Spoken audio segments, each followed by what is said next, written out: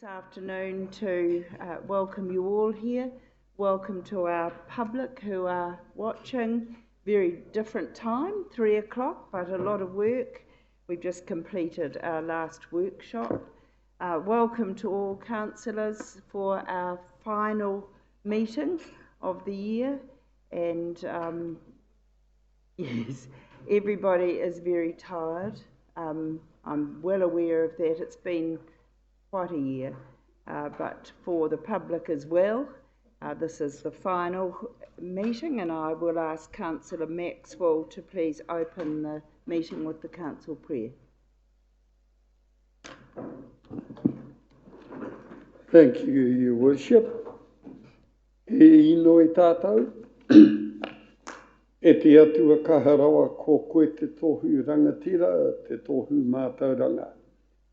Manaki tia mai mātou ua punga I tēnei wā e mahi nei I a mātou mai. Mo te painga o ngā tangata o te kaunihira o ngā roto o Rotorua. Tukua mai kia tau te rangi māri e ki runga I a mātou I ngā wā katoa. Ko ihu kraiti hoki tō mātou reki. Amen. Almighty God, who alone is the leader of all mankind and the fountain of all knowledge, send thy blessing upon us, your servants, this day, as we strive to do all things good for the betterment of the people of the Rotorua district. May we be tolerant in ourselves at all times. Through Jesus Christ our Lord. Amen. Kia ora koutou. Thank you, Councillor Maxwell, and I'll just remind councillors to turn off your cell phones, please, and pop them out of reach, and ask if you wish to leave the meeting at any stage, if anything comes up urgently. I will now move to apologies and call for apologies. I need a mover and a seconder that the apology from Councillor Kumar be accepted. Councillor Bentley, thank you. Seconded Councillor Tapsell. All those in favour, please say aye. Contrary? Carried. Any declarations of interest? There appear to be none. Any urgent items not on the agenda? There appear to be none. Moving on to the confirmation of the minutes of the 26th of November. We've got them there, Hilda. I need a mover, please, and a seconder that the minutes of the council meeting held on the 26th of November 2020 be confirmed as a true and correct record. Moved Councillor Donaldson, seconded Councillor Kai Fong. Are there any amendments? Councillor Bentley. Thank you, Madam Mayor. Just a query on the Margarita Street decision, and that you haven't recorded any of those that voted against this. Would be because they didn't ask for their votes to be recorded against. You've got to ask prior to, you've got to signal that to the chair. Okay, but I'm pretty sure that did. They'll go back and check. We'll go back and check. Subject to that checking, I'm going to put the motion that the minutes of the council meeting held on the 26th of November be confirmed as a true and correct record. All those in favour, please say aye. Contrary? Carried. Staff reports, page 12. Recommendation, the draft economic development strategy framework. A mover and a seconder to receive the report. That the report draft economic development strategy framework be received. A mover, Councillor Donaldson, seconded Councillor Yates. All those in favour, please say aye. Contrary? Carried. JP, you're going to present. Thank you. Thank you, Your Worship, and good afternoon, everyone. I've just got a short presentation here just to outline sort of the process and the background of us putting together this strategy framework. So I'll just take you through that and then answer off any questions you may have at the conclusion of that presentation.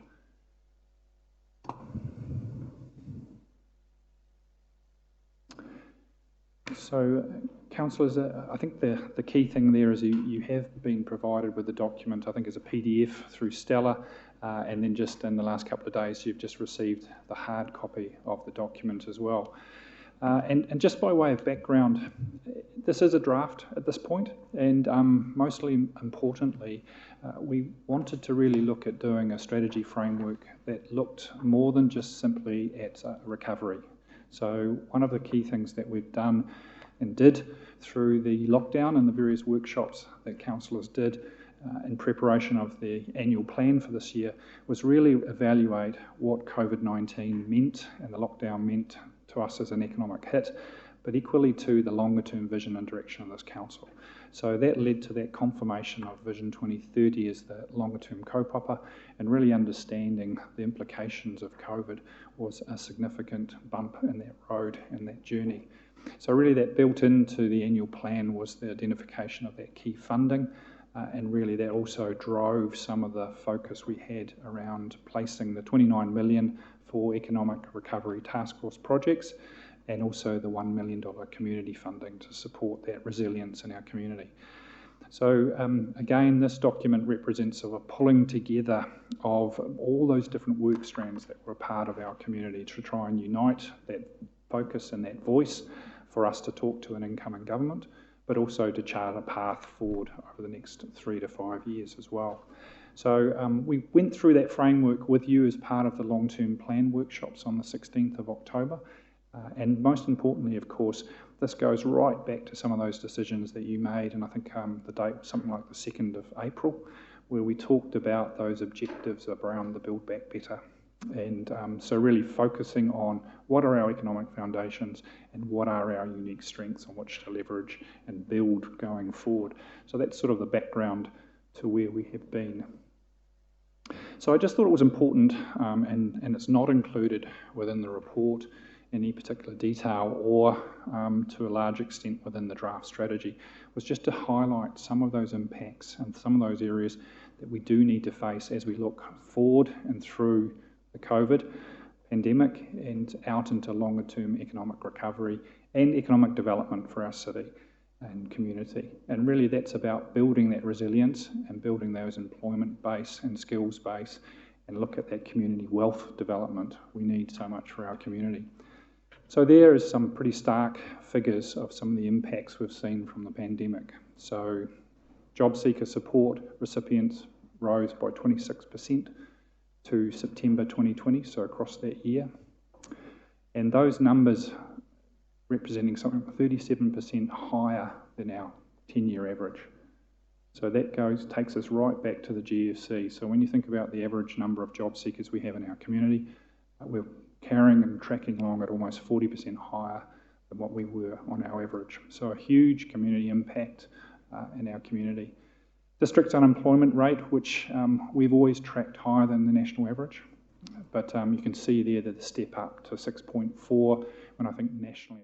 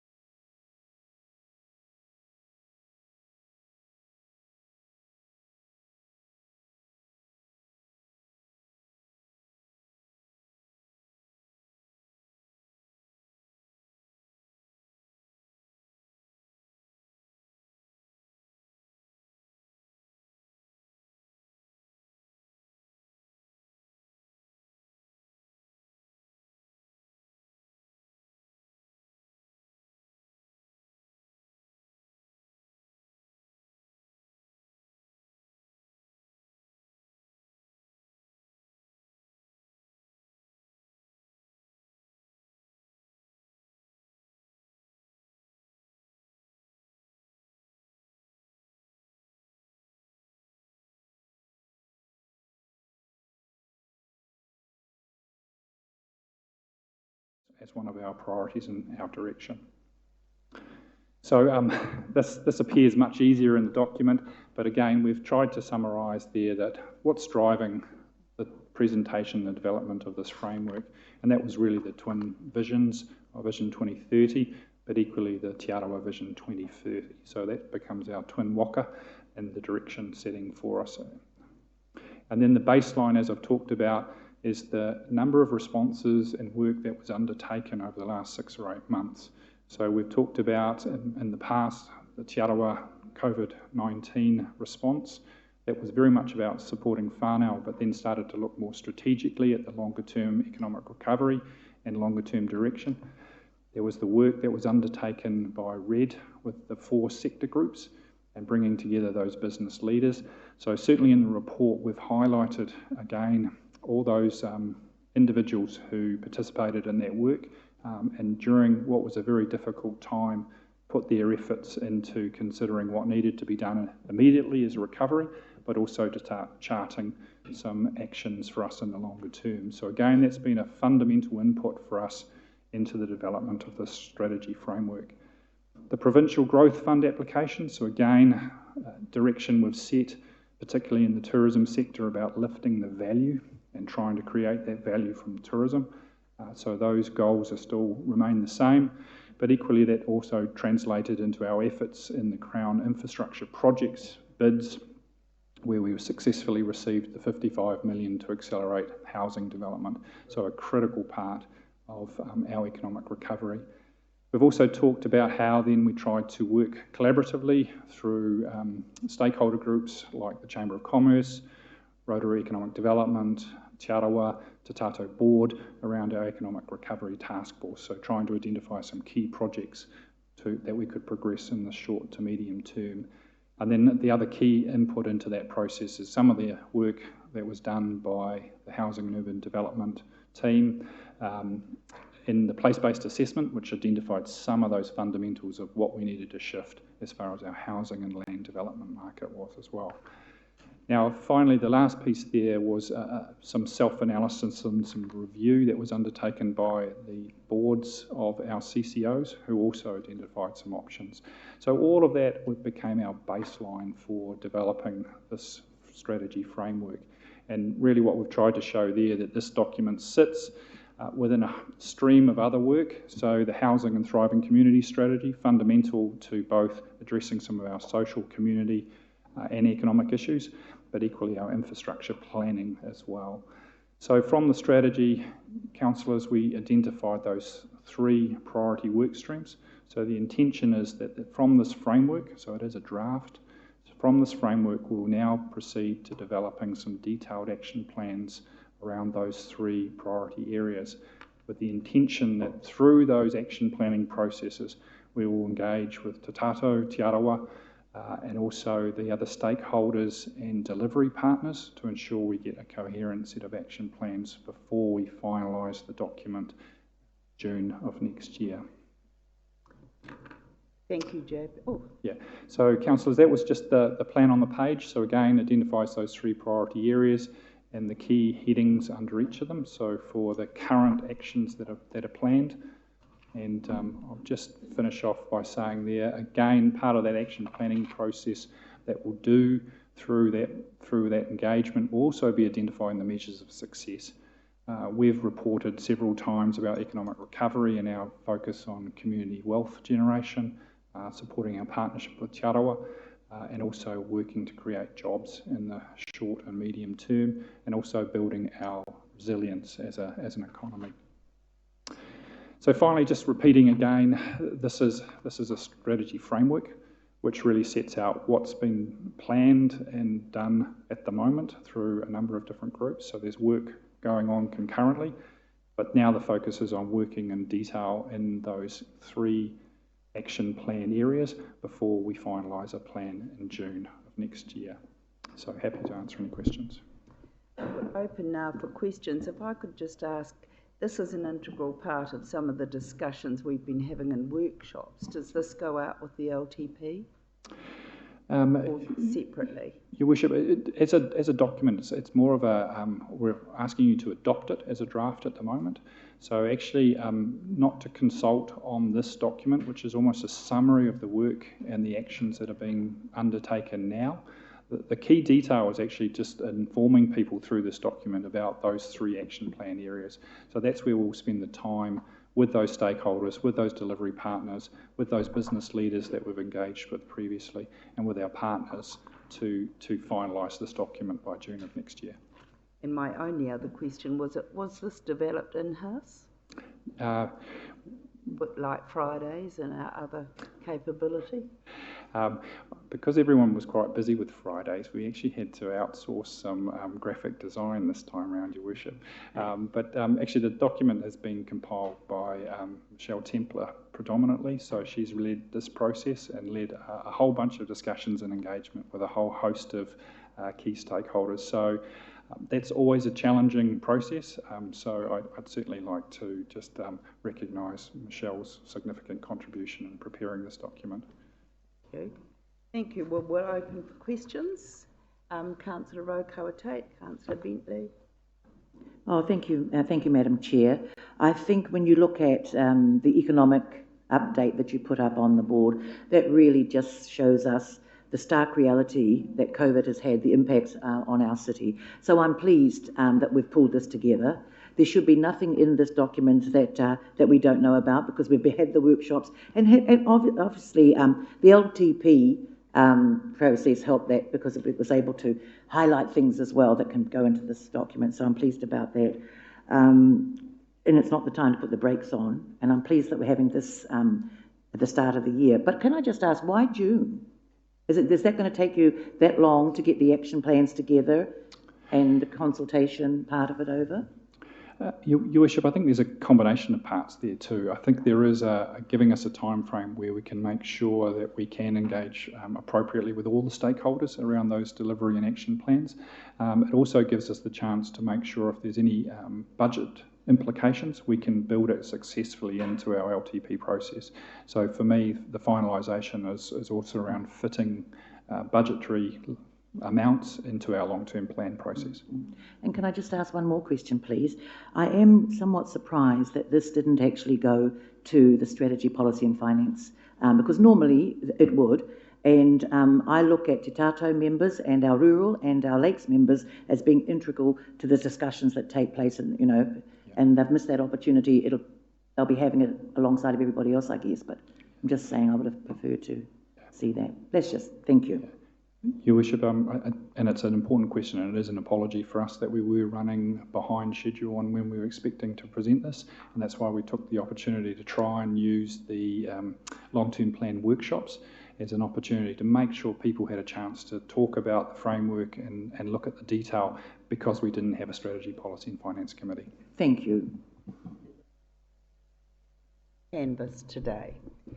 That's why workshops are so important for us all to attend. Any other? Councillor Bentley and Councillor Tapsell. Thank you, Madam Mayor. Just a query with regard to this document here. There's virtually no reference made at all to the rural sector, and yet council's income has contributed probably around about 20% from farming. Yeah, it's if you read the document carefully, Councillor Bentley, you'll see that one of the things we've highlighted in there is that we actually have quite a diverse economy as it is. So what we've focused on here is what are the priority areas that collectively we need to see either a transformation or there's an opportunity to specifically impact. The rural sector is extremely well coordinated themselves and are able to adapt and change and move forward successfully. So either it's Dairy NZ, Beef and Lamb, Federated Farmers, and equally there's also the constraints we actually have within our district too. So whilst there's those opportunities for those sectors to work successfully on increasing their productivity and growing, so which we're not marginalising at all, there's also the limits and constraints of our district around nitrogen. Councillor Tapsell. Thank you, Your Worship, and I do too want to acknowledge Michelle and her team for the work that they put into this in such a quick time frame. Actually, it's very impressive. Like Councillor Bentley, I did sort of, it raised some alarm bells for me that farming hasn't been included. I know we've had these discussions previously that compared to the tourism sector and the forestry sector, they have been doing well. But as mentioned on one of your slides, you know, the district's dairy payout for 2021 is expected to be 17.8 million, lower than the last season. So I don't think that we should put them to the side that they're okay. There are many farmers, particularly dairy farmers, who are struggling. So I would like to hope that at least in the long-term plan we are considering how we can support them. And even if we consider, you've got in point two, Rotorua, the future of forestry, well actually Rotorua should be the future of the primary industries, which includes farming and forestry, because as we know, they are the backbone of our economy, and as we've seen, when tourism goes under, we are really going to rely on them. So I know we've had discussions, but we'd just like for us to still consider our agriculture industries. And in a draft, I'm sure we'll get that feedback. Any further questions? Councillor McPherson. Thank you, Chair. Through you, I have read the document extremely carefully, and I share the views, concerns regarding the de-emphasis on the rural sector, and I endorse the arguments I've heard, but I'll also add that this is a time of change and challenge in that particular sector. Not only are their prices levelled off, but secondly, they've got a lot of expectations focusing on them with regard to climate change. What's your question? So my question was, can we adjust the balance of this document to include the challenges being faced in that sector and the potential reconstruction of industries in that sector? Thank you. JP, would you like to answer that in terms of how a document like this, which is a draft, goes out for feedback and then gets adapted, particularly following workshops? Your Worship, I think the key question here is that we're talking about our economic development and where there's an opportunity to either, or a necessity to transform, or where there's an area of genuine strength for us to extend. So in saying we should be talking about certain sectors that, and I've highlighted that they are fundamental to our economy and critically important, but there's this question of focus. So one of the things is there is significant, and I mentioned networks, development areas, opportunities to lobby legislation, and other factors that these groups are effectively doing. So for us, we're talking about what do we need to focus on where we will see the biggest gains from our effort or the biggest necessity to support change. And so for us, that's in those severely affected. So I don't think anyone has seen the kind of scale of impact that tourism has had with a 40% reduction, nor has it affected as many people employed within our community. So there's an absolute necessity for us to put a significant amount of effort and focus onto that sector. Similarly, through our housing and thriving communities, and so land development, enablement of emerging business sectors, housing development for our community, that's another critical area that for us as a community we need to see a transformation. So hugely important to the future growth, development, sustainability of our community. So I suppose unrepenting focus on those areas because they are so significant to the economic future of the city. And finally, the last one there was a genuine strategic strength we have around the growing importance of forestry for climate change, for land use change. So there is an agribusiness and agriculture and primary sector link there, but equally the opportunities around added value and our science institutions. So we have a significant cluster and strength in forestry, and we've tried to highlight that in the document about the scale of forestry and Māori ownership and involvement in forestry and forestry investment across the central North Island. So a genuine strength for us. So we don't in any way identify this as diminishing the importance of those other sectors, but we're talking about the focus from an economic development perspective. So there is the normal Rotorua economic development support available, the coordination, the view supporting all sectors, but actually we're talking about prioritisation of key action plans where we believe that would have the biggest impact. So again, it's not a sense of trying to diminish the importance of those other parts of the economy, it's just the focus we have in the strategy. Supplementary, please. Supplementary. Thank you. My follow-up question is... A supplementary is usually adding to your primary question, Yes, not yes. a follow-up question. It's to do with the possible need to reconceptualise the key framework that lies behind this document, and that is there's a dualism, recovery versus development. They're both central to the argument, and yet my question is this: is it not time to start thinking about the recovery in more practical, direct terms, enterprise by enterprise, and to think about the need to reconstruct each of those enterprises almost from ground up, because the assumptive base that's been used in the past has been stripped away? This might seem slightly irrelevant until yesterday at the board meeting of RED. Councillor McPherson, I'm going to rule that out of order. That is a board meeting, and it's for the board to release that. I think the understanding has to be how this was put together with those sectors involved as we were given in the overview. Okay, delete reference to RED. RED. It's not to question the fundamental premise of the document. If I could, well, perhaps if you just listen another 30 seconds. I don't need to be spoken to. It's a question to our presenter.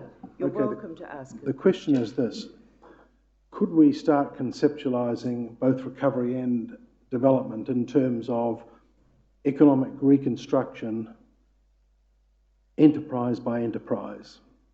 It's more practical, it's more direct, it speaks to the way that people are living their lives and building their businesses. At the moment, we've got these fairly vague terms. We don't need the comments. We just you put the question. JP can answer the question. Thank you for your tolerance. Your Worship, I think there's the question there about the tourism sector. One of the things that had come through, I think, really valuably from government was the STAP funding. So that was the significant amount of funding provided to our regional tourism organisation, which is RED, to undertake some destination management planning. So that is actually starting to pull together a view of how do we position and place the destination, but equally starting to give some direction and some identity to the offerings and products and services that we provide within our community. I think as a framework, that kind of planning, coupled with individual businesses examining their own positions post-COVID or post-lockdown, will be an important opportunity for them to examine their business moving forward. So clearly we've got a number of businesses and enterprises that are doing okay because they've been supported mainly by domestic visitation, and others have been catastrophically impacted because they relied heavily on international visitors. So there is that decision-making being undertaken now by those individual businesses. They've either closed or they're significantly changing their business model. There is a significant amount of work being undertaken through our RTO with them, but also to support them within a much wider strategic view of Rotorua as a destination and supporting that as the infrastructure moving forward. So I suppose in answering the question there, it was a long answer to say that is already happening and in support of those businesses making those decisions now, but equally within the context of the district itself.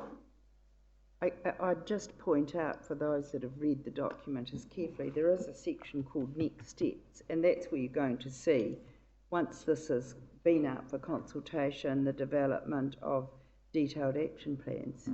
And so this could change, as could the fundamental premise of the document, if it's challenged. Right, any further questions? Yes, sorry, Councillor Kaifong and Councillor Wang. Thank you, Worship. Just a question around the Build Back Better strategy where we had the overlay of buy local. Are we still seeing that as an overarching part of the strategy, or are we parking that for now and just focusing on how we deliver within this framework? The buy local endeavours will continue. I think it's a hugely important part of the promotion work that RED's undertaking locally, and also us as a organisation with our community to keep focusing on the value that gets created by buying local. So it's still an important campaign and effort for us as a community. It just didn't come across clearly in here. Just one other question too was just around the Wood First policy. Surprise, surprise. This is talking about reviewing Rotorua Lakes Council's internal policies about how we source or when we're going about building. But as part of this strategy, should we not be promoting Wood First as the key way in which we're doing building or construction within Rotorua, regardless of whether it's a council building? I think what you're identifying here, and we started to try and signal that through that Wood Action Plan and Forestry Future Action Plan will be critical to promoting and looking at our own Wood First policy.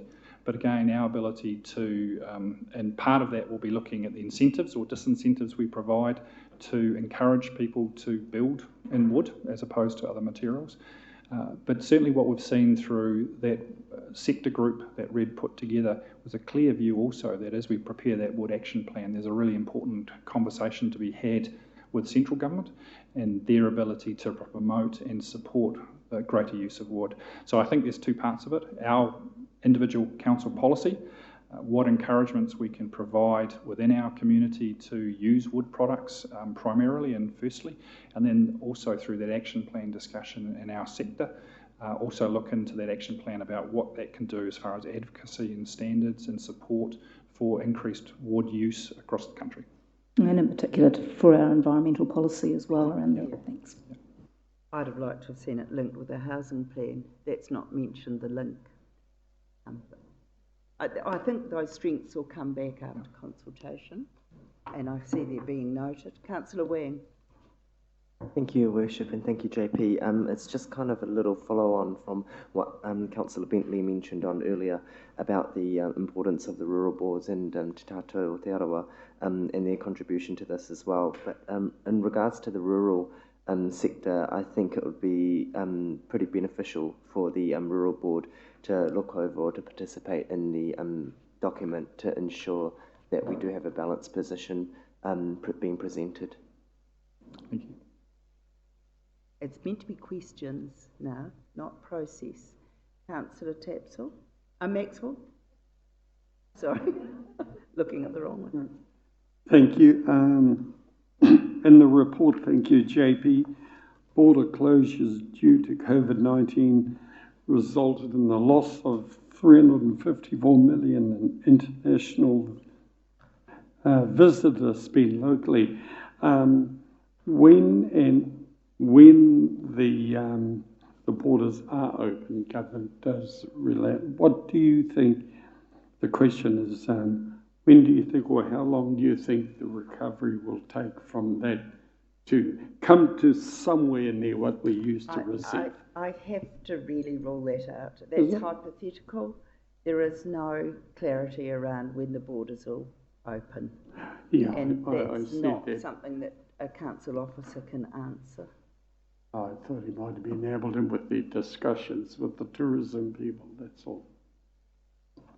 I think there's a lot of speculation as to the different scenarios and what that might mean over the next few years, but there's infinite scenario options there. So really we will have to continue using our RTO to watch what's happening nationally and also to see what so many projections and pundits have as to the views of what that will mean for us as a sector, and again just try and make the right building block decisions as a community so that when whatever comes back, we're in a positive position to take advantage of those opportunities. Thank you, Madam Mayor. I just wanted to highlight how much we're losing from this particular Well, the impact is enormous. You're so right. That's why it's good to own it up front and have it in the document. Any further questions, Councillor Bentley? Yes, Madam Mayor. Is this document confidential, or can we go out for public viewing? Pardon? Is this document confidential, or can I show my neighbours? Could you answer that? We're in a public meeting, and it's a draft framework that we're seeking your adoption today, so it's absolutely public. So the adoption is to take the document out to the community and the various boards. Right. Yes. Councillor Rotorua. Thank you, Madam Chair. I think one of the things that is, obviously it's not contained in here, but that economic update that was put up first, that is really why we have to, hit the deck running with this one ASAP, because those impacts are absolutely, it's just the reality for people and living their lives, in very precarious situations for quite some time to come. So, and they won't have that. People won't have that when this goes out. They'll just think, oh yes, have a look at it. But actually it's trying to address those economic update that you put up there. That's not a question either, but well, it's said, and a few have said. So I'm now going to put the motion. You'll move, yes, no, Councillor Donaldson's moving part 2. Do I have a seconder? Councillor Yates. All those in favour, please say aye. Aye. Contrary? Discussion. Oh, sorry, discussion. I think we've had discussion. It got a bit muddled up, actually. That's why I kept trying to rule it out. Is there any further discussion? Dave? Councillor Donaldson. Well, thank you, Your Worship. Well, look, I would speak in support of the draft document. I think I get the sense around the table that it is an excellent starting point as a framework. And, just in terms of building enterprise by enterprise, a recent example of, and I tautoko JP's answer on this, a recent example of an enterprise that's been really hit because it was so geared to the international market was just this last weekend when Tapuia hosted a mountain bike event that had 570 participants, 1,000 people on site buying food and beverage. So a new way of working, leveraging off the work we've already done in our economic development strategy, the forest project, the PGF project for the forest, leveraging off those assets. So I think our businesses and our Chamber of Commerce are strong enough to pick up on this and see, the opportunity, seize on the opportunity. So, I think it'll provoke great engagement with key stakeholders going forward, and I think it's a very good starting point. I can see the urgency of getting it to us today for conversations over summer and feedback, and who knows, there may be products, as you mentioned, Councillor McPherson, that may come out asking for some focused approach. We don't know till the document goes out. Yes. This is my comment in response to Councillor Donaldson is that was the very example that nailed it down for me when we heard from Tapuia about how their income has dropped to less than 10% of what it was this time last year, and their only possible response was to start again, to rebuild, bottom up, and re-examine all the assumptions they'd built over decades to build that business. And that's going to have to happen across the economy. Hence my comment earlier that bifurcating conceptually into recovery and into development, I think doesn't do justice to the challenge before our people running enterprises and trying to maintain their lives in our economy. It's got to be a reconstruction, fundamental reconstruction across the board. And I think I've been arguing this for about 4 or 5 months now. So I'm pleased that it's being heard, even though in unexpected ways, but I'm grateful for that. Thank you. Well, there appears to be no more discussion. I'm going to put the motion that Council approves the draft economic strategy framework, noting that the strategy will not be finalised until the 3 priority action plans have been completed with stakeholders. All those in favour, please say aye. Aye. Contrary? Carried. Thank you. Now we move to the decision on Plan Change 3, significant natural areas. I need a mover and a seconder to receive the report. that the report Decision on Plan Change 3 Significant Natural Areas be received. Do I have a mover? Councillor Rotorua Tate and seconded Councillor Yates. All those in favour, please say aye. Contrary? Carried. Thank you. So, you are presenting to us, Jocelyn, thank you. Kia ora tātou. I just wanted to start by introducing this paper as just a bit of a reminder around we presented a few weeks back in terms of our significant natural areas to ensure that our councils had had the opportunity for a bit of a refresher, given that the plan change went through its consultation process back in February earlier this year. Today I'm just going to ask him to quickly walk through a bit of a PowerPoint, and then we'll take questions after that. But I did want to note that the technical matter that we discovered was around there were some properties that had been included in the paper that had not been publicly notified, and we picked that up. So we wanted to make sure that we took those out and double checked before we brought it back to council.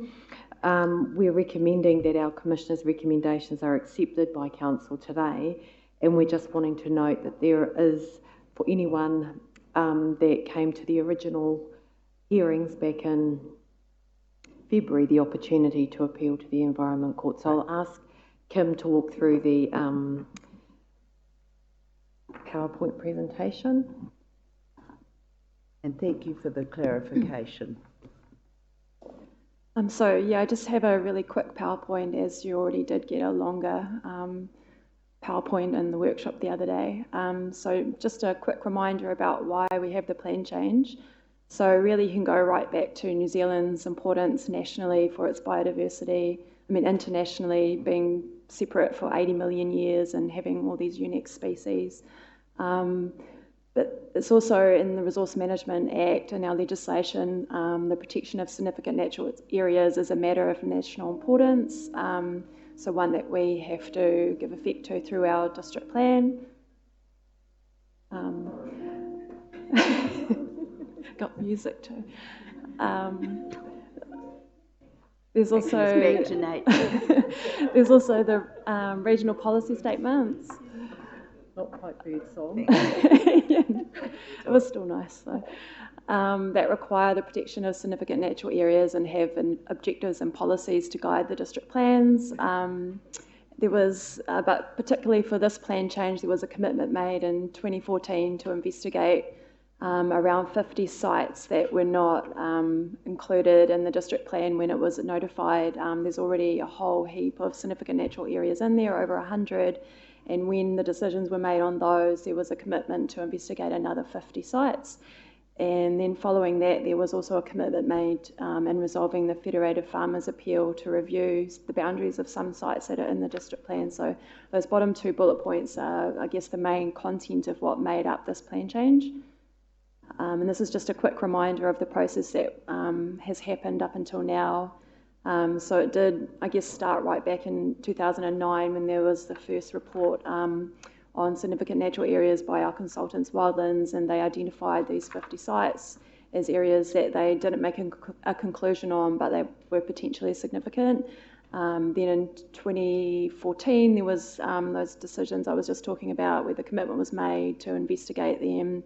2015, the Federated Farmers' Appeal, where another commitment was made, and then the research that happened from 2016 through 2018 and consultation that occurred from 2018 to 2019 with the landowners.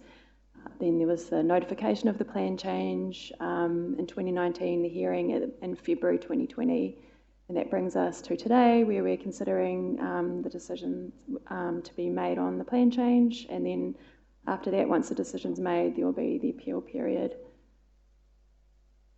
So the scope of this plan change is to consider those 50 sites as well as a few extra sites that have been identified, review some boundaries.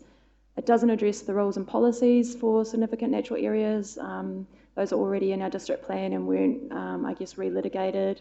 It's involved expert assistance from our consultants, Wildlands, and we've also had independent commissioners who undertook the hearing and have the recommendations before you today.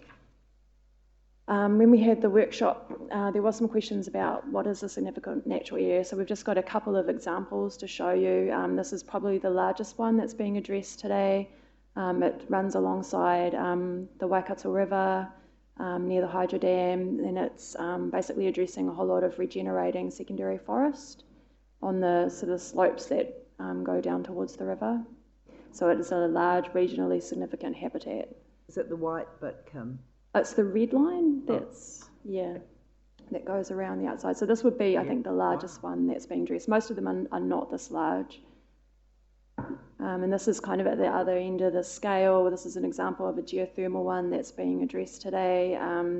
So it's some additional geothermal areas that weren't already scheduled in our district plan. So it's, yeah, some features scattered throughout a farm, much smaller. So the Commissioner's recommendations are generally to adopt the areas that the ecologists have identified as significant. They have only really allowed very limited exclusions to this kind of basic approach.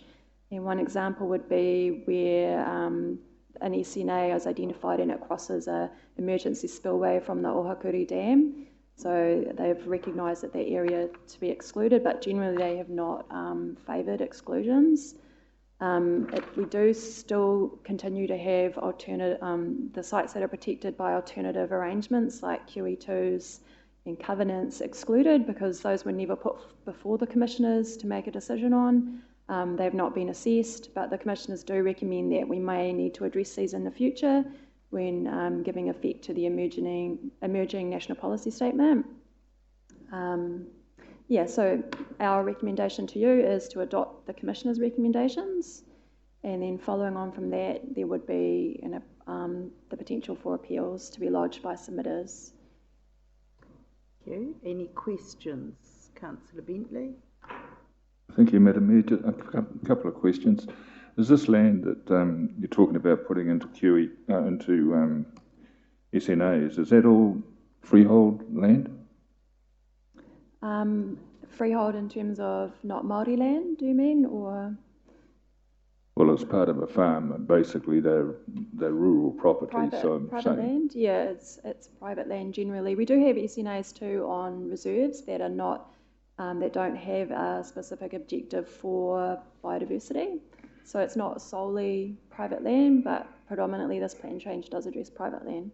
My second question is, any land taken under the SNA, is that rateable?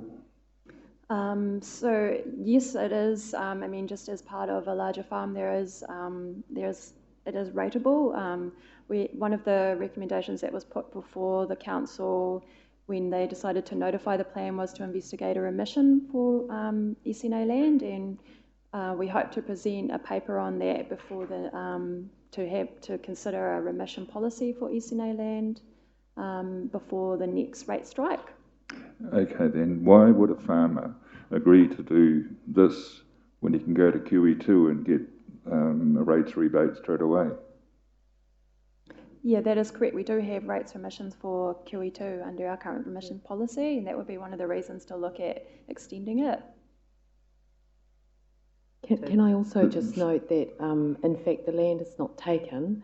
The land remains with the landowner. It's simply got been made an area of significant, there's the significance of its ecological benefits are recognised. I'm sure that's right, Madam Mayor. I just think that any landowner that has got treasures like this on their property would be putting it towards QE2 before they needed to be considered for an SNA. Justin, would you like to answer that? I understand that's an option for all landowners, but there is a process for that as well. Councillor McPherson? Thank you. I had 3 questions. 2 have been answered. We're talking here, in terms of scale, about 31,000 hectares already designated SNAs, and the proposals to add about another 1,350 hectares, that's about 3%, and remove 270 hectares. I note that 39% of the 39 changes were uncontested. So when I look at the total scale of all this, if the answer is that you cannot get rates exemptions for SNAs, this is going to, sorry, if they were then to get rates exemption, 31,000 worth of hectares is a huge rates remission, isn't it? So my question here is, come back to the question, can we have a costing of the implications of these answers that we've heard today? Well, we have done some, I guess, on back of the envelope type costings of what ratepayers are paying towards rates. I guess because the land generally isn't productive, or nearly always is not productive, it's actually contributing quite small amount towards the rates because it has a low capital value, and because many rates are not actually calculated on the basis of capital value in any case, but more for provision of service, etc. So our back of the envelope estimate is at around maybe $80,000, you could say, is sort of attributable towards this type of land. So it actually isn't a large amount. So if you were sort of to say, pretend that land didn't exist, and what would you calculate the rates for this property, we're looking at an order of around $80,000 for the district. Because my follow-up question would be that concerns equity. At the moment, through you, Madam Chair, we have a way of exempting from rating land which is marginal, multiply owned, often non-productive and unlikely to become productive Maori land. And that's entirely fair in my view. I would hope that we can find an equally equitable way of addressing these 31,000 odd hectares with regards to rates. Thank you. Councillor Yates, question.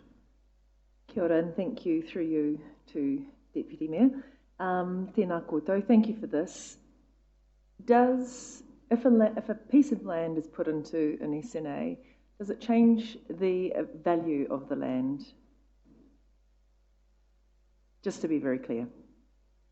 We did have some initial discussions with people that do valuations, and their view was generally no, because the land is not really used at the moment in any case. So in terms of how they would consider the land, it's not really changing its productivity, its options in most cases. We didn't get a strong indication that it would. Thank you, Councillor Bentley, and then Councillor Kai Fong. Thank you, Chair.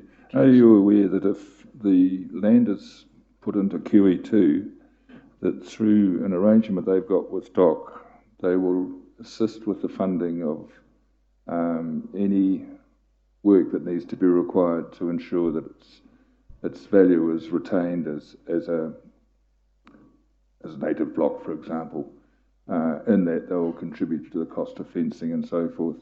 Would you intend, if you're going to instruct the farmer to make an SNA out of that area, do you intend that the council would contribute to the cost of necessary fencing and so forth that may have to take place?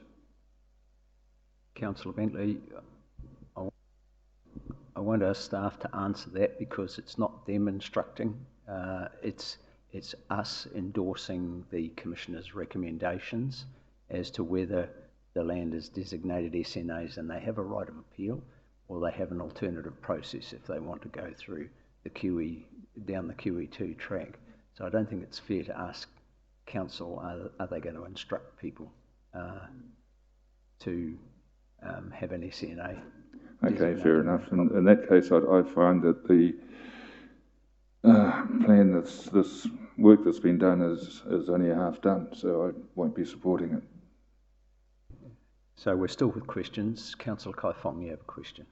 Yeah, just a couple of questions. I just wanted to understand the process where people are opposed to an SNA being put over their property. So if this is passed, then their only option now would be to lodge an appeal to the Environment Court. So what's the sort of time frame and cost, and what are the likely sorts of remedies that a court could provide to someone that wanted to oppose an SNA?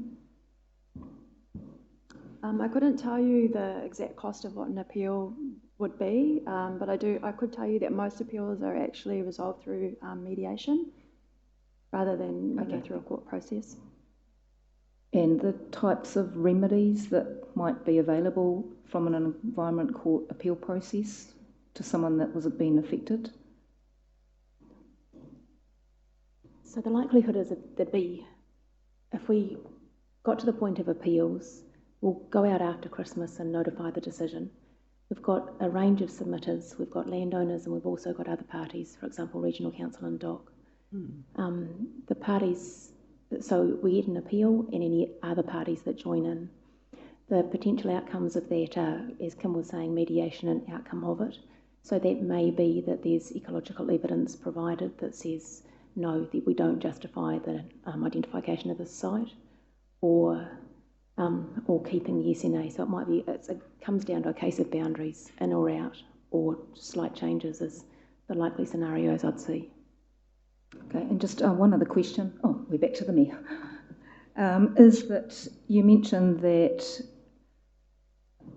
the approach taken was that there were going to be limited exclusions. So how is it possible to preserve the rights of the individual landowner who has an amenity value in their property? There's been some suggestions or some feedback that, you know, their house sites will be very close to some areas with, or there'll be access issues or just changes in the way in which people will be able to use their properties.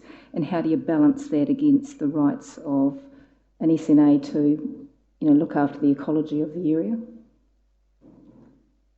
The rule framework itself has some of those sort of considerations built into it. For example, it does have the ability to remove vegetation if it's threatening structures, as an example, or to maintain driveways or accesses, those types of considerations. So it does, the rule framework itself does try and take a balanced approach to it. I asked the Chief Executive, he has wants to make a question. Yeah, through the Chair, if I can just pass this question back to the team, that it appears to me that some of the questions or comments that have been made are made on the assumption that this is a discretionary activity of Council, and that somehow or other this is something Council is doing on the basis that there is a view formed that it would be a good idea. That's actually furthest from the truth. That in fact it is actually a requirement through legislation for Council to identify significant natural areas and to identify those and then to enact protection for them. There is an optional process for landowners through the QE covenant process, should a landowner so wish to follow. This process is quite different from that. It's a situation whereby the Council is obliged to identify those areas. And in fact, a failure to do so by Council can itself have some significant consequences, as I understand it. But I'd ask staff, I'm sure, would be able to elaborate, list a little bit more on the legislative context that this discussion is actually occurring within. Jeff's right. So under the RMA, as Kim was saying before, the protection of biodiversity is a matter of national importance. That's then taken down. You've got your high order legislation. You come down to the Regional Council. The Regional Council again says similar things: protection of significant biodiversity values, and then it identifies at a level how you identify those values. From there, we've gone out, got the wildlands reports, identified those sites, and are taking it forward. So from a national perspective, there is a requirement to protect significant natural areas. Exactly how you do it, there is some discretion in there, but the premise of protection is something that we're required to do under the Act.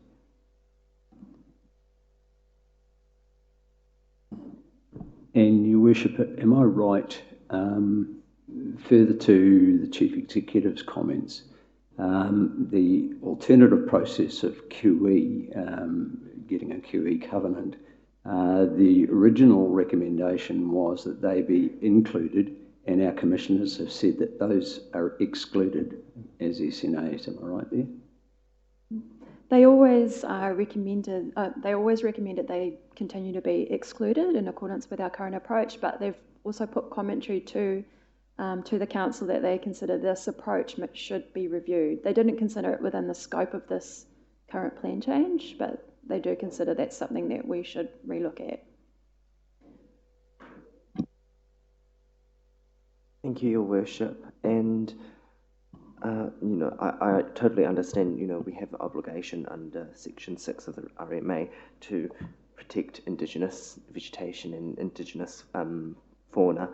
However, there are a few questions that, I wanted to ask as well, and one of them was following on from what Councillor Yates brought up earlier on, and that was on the potential effect on the property value, but actually also have we thought about the indirect, I guess, effects that the SNAs would have as well, because I know from one of the individuals, one of the property owners, they lose the ability to harvest their production forest because they're not able to make any strategic alterations to their track to enable like heavy haulage trucks and etc.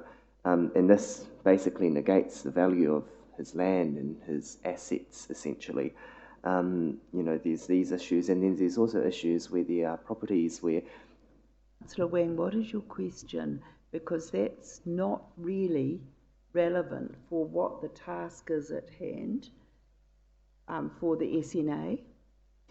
Well, one of my questions was that if, as you explained earlier on, that you needed to explain what a significant natural area was, and I think that if us being around this table, we need to be explained what an SNA is, and I think it might be a bit premature for us to make a decision on this if we need to be explained what an SNA is. Could I just explain?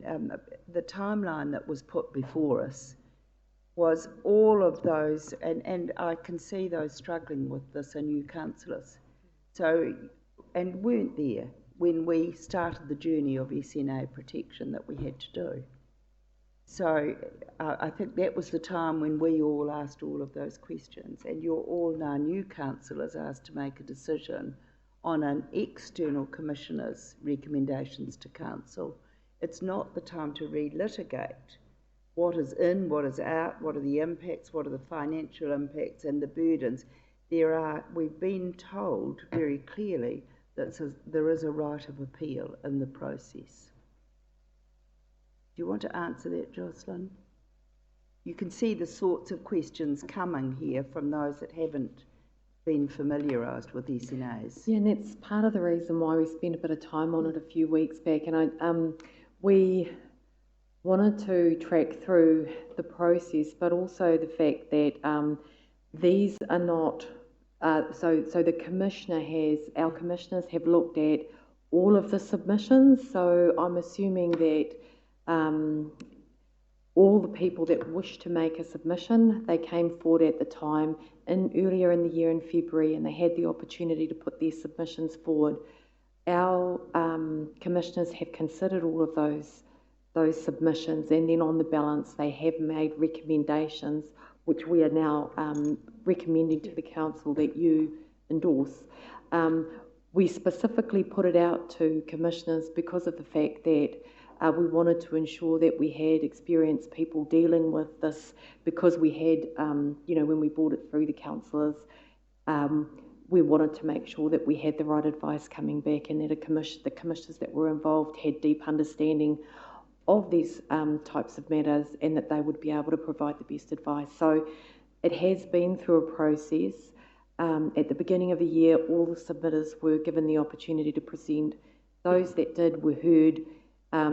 Their submissions have been considered by the commissioners, and what you have in front of you in the reports at the moment are the recommendations from our commissioners. Now, sorry, did either of you want to add anything to that? I think also several of us, and probably all of us, have been lobbied quite substantially, but that's not for us to consider. We're now looking at the commissioner's recommendations. That's the right process, and then the appeal process. That's right. So the responsibility for hearing all of the submissions and providing the reports back to councillors was handed to the commissioners by our council. Yeah. very Councillor Donaldson and then Councillor McPherson. No? Councillor McPherson. You know, a very simple question at this stage of the process. Are non-notified proposed changes to remain excluded?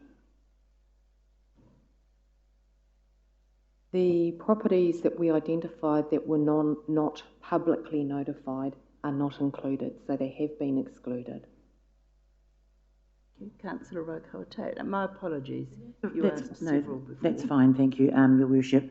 I just recall that, some years ago when this was first mooted, SNAs, it did obviously bring the reaction from landowners, but I understand over the last few years that with the explanations that you've given and the help, a lot of that angst disappeared. Is that not correct? Because I thought that was. And I think it's reflected also in the number of submitters that were greatly reduced from, remember, years ago when everybody was sort of pretty much up in arms.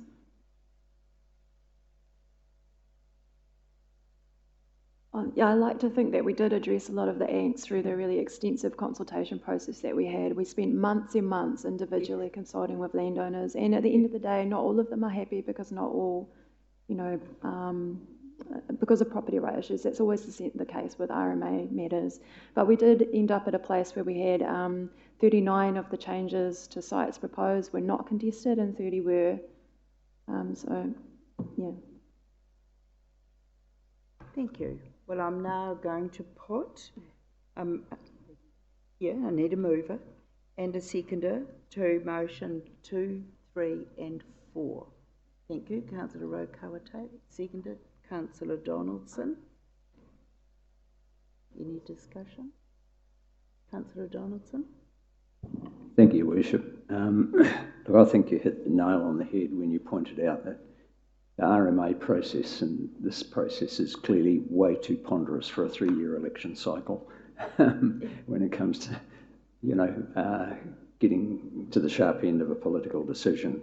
But I have great confidence in Wildlands as advisors, as ecological advisors. They are a Supreme Award winner at the Chamber Business Awards in years gone by, and also in the Commissioners.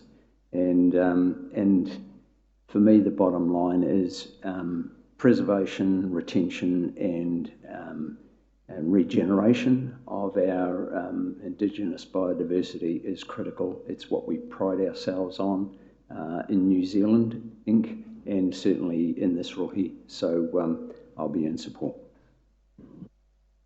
And this is discussion now. Thank you very much, Your Worship. My biggest remaining area of concern is with regard to rating and the impact, the potential impacts being pointed out. We've not yet had those calculations. So, as others have suggested, I think trying to make a decision now on this issue is premature. We need to understand the consequences of this, of adopting these recommendations. So my position, I think, is probably best to abstain at this stage because I lack that crucial information. Thank you.